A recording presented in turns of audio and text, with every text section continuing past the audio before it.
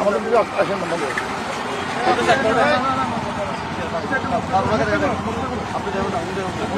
কথা বলেন না আমার নাম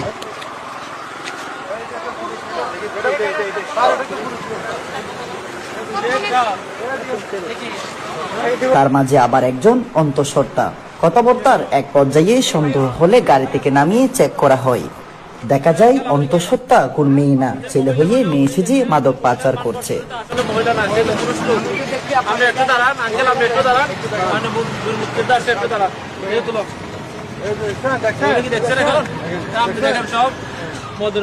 সবাই দেখেন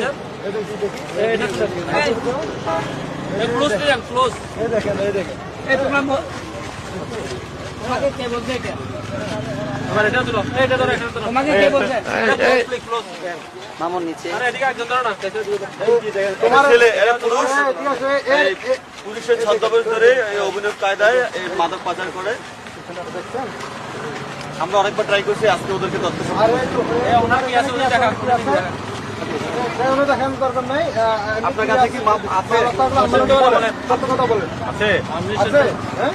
আপনাকে কোনো ইয়ে বিষয় আপনাকে তোমরা সবাই আমাদেরকে বলতে মাল থাকলে আমরা এখানে আর ইয়ে করবো না, ঠিক আছে? আপনার কাছে কিছু আছে? কিছু আছে?